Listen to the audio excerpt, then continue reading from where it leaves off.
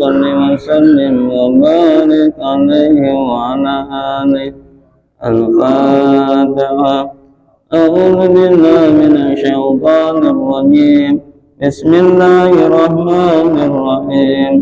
الحمد لله رب العالمين الرحمن الرحيم مالك يوم الدين إياك نعبد وإياك نستعين اهدنا الصراط المستقيم صراط الذين أنعمت عليهم غير المغضوب عليهم ولا الضالين. آمين. Bismillah, summa alhamdulillah, wassalatu wassalamu ala rasulillah. Asyhadu an la ilaha illallah wahdahu la syarika lah, wa asyhadu anna muhammadan abduhu wa rasuluhu la nabiyya ba'dah. Allahumma salli ala sayyidina Muhammad wa ala alihi wa sahbihi wa man wala, amma ba'd. Fa inna asdaqal hadisi fi kitabillah wa khairal hadi hadi nabiyyina Muhammadin sallallahu alaihi wasallam. Syarrul umuri muhdatsatuha wa kullu muhdatsatin bid'ah, kullu bid'atin dhalalah wa kullu dhalalatin finnar. Nawaina na'takifa fi hadzal masjidi ma dumna fihi lillahi ta'ala. Para jamaah kaum muslimin jamaah Masjid Ar-Raudhah rahimakumullah, yang saya hormati Ketua Masjid Ar-Raudhah Bapak Haji Sakuri beserta pengurus, para sesepuh, para jamaah yang hadir. Alhamdulillahi wa syukru ala ni'amillah. Allah Subhanahu wa ta'ala selalu memberikan kita banyak nikmat, terutama nikmat yang paling besar, yaitu nikmat iman Islam, sehat walafiat, taufik hidayah dan inayahnya, sehingga kita berkumpul dalam rangka kajian yang wajib, yaitu kita belajar fikih untuk mengenal ibadah, baik ibadah mahdhah dan ghair mahdhah.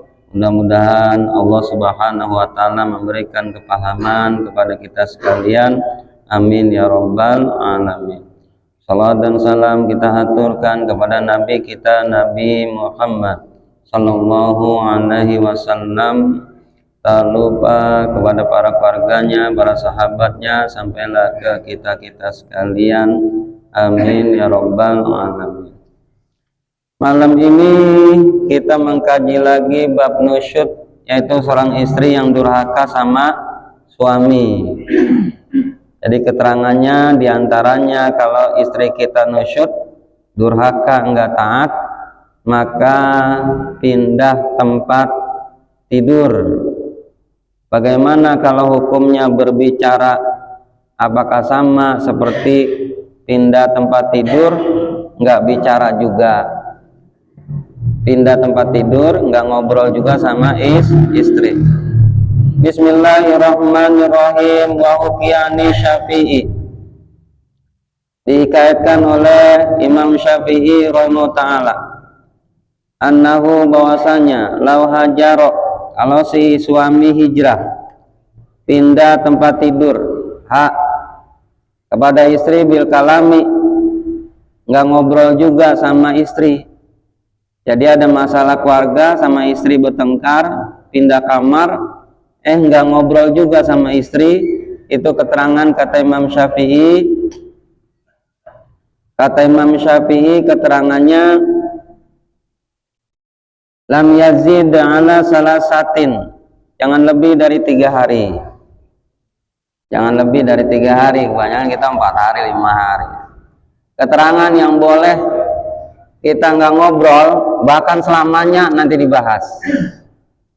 Kalau kita bertengkar sama istri kita nih nggak taat sama kita pindah kamar, kalau nggak ngobrol, jangan lebih dari 3 hari. Si suami itu jangan lebih, nggak ngobrol. Paling zada, kata Imam Syafi'i, kalau sampai lebih, nggak ngobrol sama istri lebih dari 3 hari, asima, maka suaminya berdosa. Jadi jangan kebawa pindah tempat tidur sampai nggak ngobrol. Qala Ibnu Rif'ati, berkata Ibnu Rif'ah, wa mahalul khilafi, adapun tempat perbedaan nggak ngobrol itu sama istri, fauqa salasi, jangan lebih dari 3 hari. Bagaimana kalau kita bertengkar sama istri sampai nggak ngobrol lebih dari 3 hari? Amma salasu, adapun 3 hari, falah yarumu qat'an, kalau hanya sampai 3 hari itu nggak dosa. Nggak ngobrol sama istri, bertengkar sampai 3 hari nggak dosa. Tapi kalau ada lebih, dosa. Kenapa demikian? Karena istri kita itu pakaian kita, nggak boleh kita mengantep pakaian kita. Qala Nawawi, berkata Al-Imam Nawawi, aswabul jasmu bitahrimil hujroni bima zada ala salasati ayamin. Kata Imam Nawawi, aswabu, memang keterangan seperti itu. Al-jasmu secara pol, bitahrimil hujrodi, haram berdiam tidak ngobrol sama istri, zada ala salasati ayamin, lebih dari 3 hari. Wadam tahrimi, dan tidak haram bisalasi, kalau nggak ngobrol cuman 3 hari. Dan udah kayak bisu dua-duanya, diem aja. Pak ngopi, nggak boleh. Walaupun kita bertengkar sama istri kita, jangan mulut kita dibawa-bawa. Kita nggak mau ngobrol, tetap ngobrol. Tapi ada Nabi kita nggak ngobrol selamanya kepada orang. Ada yang tadi bahas, boleh nggak ngobrol sama orang tersebut selama-lamanya, ada dibahas nanti. Lil hadisi sahihi, karena ada hadis sahih. Dalam hadis sahih dikatakan la yahillu, tidak halal, li muslimin, kepada orang Islam, pada kita nih, haram hukumnya apa? Ayah juro akhohu, diam, masing-masing diam kepada sesama muslim, kepada saudaranya, fauqa salasin, lebih dari 3 hari. Makanya dalam majlis, dalam masjid itu kata Imam Syafi'i, minimal ucap salam, minimal ucap salam, untuk tidak terkena hadis ini. Minimal tegur sapa. Kan banyak juga di masjid zamannya sama zamannya, ada nggak tegur-teguran? Ada itu, nggak tegur-teguran sampai nggak kenal, ada itu. Padahal zamannya bareng di masjid, ada itu. Tahu siapa? Qala ashabuna, berkata sahabat kami Imam Syafi'i, wa ghairuhum, dan selain sahabat kami, hadza fil hujroni, ini keterangan tentang tidak berbicara, li ghairi udri syar'in, tanpa udzur syar'i. Bagaimana kalau kita nggak ngobrol sama saudara kita dengan sebab udzur syar'i? Fa in kana uzrun, kalau tidak ngobrolnya ada uzur nih, penting nih. Ada sebab kita nggak ngobrol. Bi an kanal mahjuru, sekira-kira yang kita nggak ajak ngobrol, majmumul hali, tingkahnya nggak baik. Tingkahnya orang nggak baik, jadi kita nggak ajak ngobrol, kita nggak tegur. Di antaranya libid'atin, karena dia libid'ah. Nih, kalau libid'ah boleh kita nggak ngobrol. Kalau ngobrol juga puyeng. Bid'ah itu yang kita nggak ngobrol, kata Imam Syafi'i. Ini perlu dipahami. Satu, dia bahasnya tajsim. Bahasnya tajsim. Tajsim itu Allah disamain dengan makhluk. Kalau kita ngobrol kan begitu-begitu, mending gak usah kita ngobrol. Allah kan bersemayam di atas aras. Allah kan punya tangan, mukanya muka Allah. Wah, puyeng, jangan ngobrol mendingan. Ada begitu. Allah bersemayam di atas aras. Allah itu punya muka, Allah itu bertangan. Wah, jangan ngobrol. Puyeng, nggak nyambung. Atau tasyabuh. Kata Imam Syafi'i, jangan ngobrol kepada di golongan atas ahli bid'ah tasyabuh. Nyerupai Allah dengan makhluk adanya. Allah ada di mana-mana. Nah, itu. Allah itu dekat sama ulat apa? Ulat leh. Nah, jangan ngobrol, nggak nyambung. Ngobrol nggak ada ketemu itu. Atau paham Khawarij yang bikin pecah belah. Yang bikin pecah belah. Bid'ah itu pembahasan yang ketat kebanyakan di tauhid. Kalau fikih itu ijtihadiyah. Nih kita nih zaman sekarang salah terapin mana bid'ah yang murni dan tidak murni, ini perlu dicatat. Bid'ah yang murni itu bid'ah dolalah adalah dalam tauhid. Dulu timbul-timbulnya bid'ah dolalah dalam tauhid. Paham murjiah. Apa itu pamurjiah? Pamurjiah adalah dosa dan kebaikan itu bukan dari Allah, dari kita. Ini paham murjiah. Paham Khawarij yang beda sama kita, bunuh. Khawarij di antaranya penggerak pertama Abdurrahman bin Rustum di Maroko. Khawarij.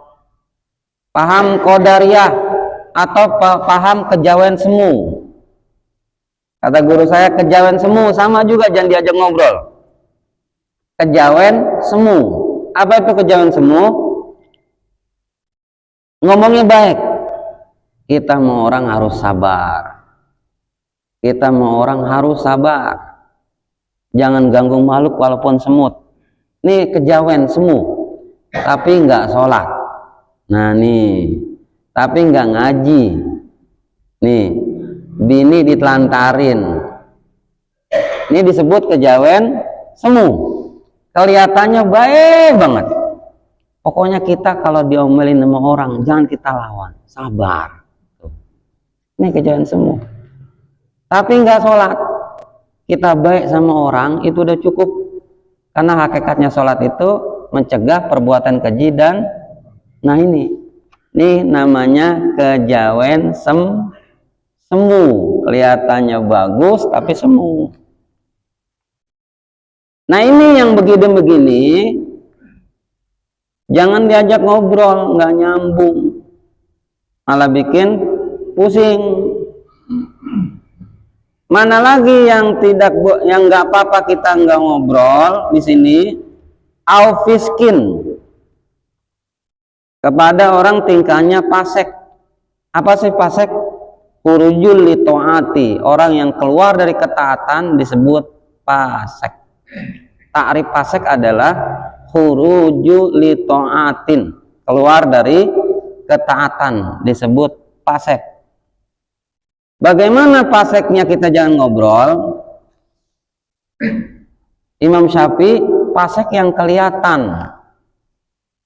Ini orang kelihatan mabok mulu. Jangan ajak ngobrol. Kalau ajak ngobrol kita ke bawah malah. Ini orang kelihatannya main inian mulu nih, pinjol. Jangan ajak ngobrol. Jangan ajak ngobrol. Itu disebut fasik. Tarifnya fasik khuruju lito to'atin. Terus aunawihima atau contoh keduanya. Al-kana fisilahin lidinil hajiri awil mahjuru fala yahrumu. atau adanya kita untuk kebaikan agama. Untuk kebaikan agama boleh kita nggak ngajak ngobrol. Di antaranya kata Imam Syafi'i, pembahasan yang terlalu berbelit-belit tentang ibadah, terutama bab sholat. Jangan berbelit-belit tuh bab sholat itu. Kalau sampai berbelit-belit, puyeng. Makanya kata Imam Syafi'i, inna awalal ajron azima, sesungguhnya pahala yang paling besar, ilal asri, pada dasarnya, man ta'allama al-Qur'ana wal hijaiyah, yaitu orang yang awalnya ngajarin seseorang itu untuk belajar Al-Quran dan huruf hijaiyah. Makanya saya segede-gedenya penceramah, tapi saya lebih menghormati daripada orang yang ngajarin alif-alifan. Kenapa? Kalau ngajarin sekedar ngomong nggak sulit. Ngajarin kitab nggak sulit. Kenapa nggak sulitnya? Karena kitab dia udah bisa baca. Dia udah bisa baca. Coba kalau belum bisa baca Al-Quran, alif bata, bagaimana dia bisa baca kitab? Bagaimana dia bisa baca Al-Quran? Bagaimana dia bisa tata cara sholat?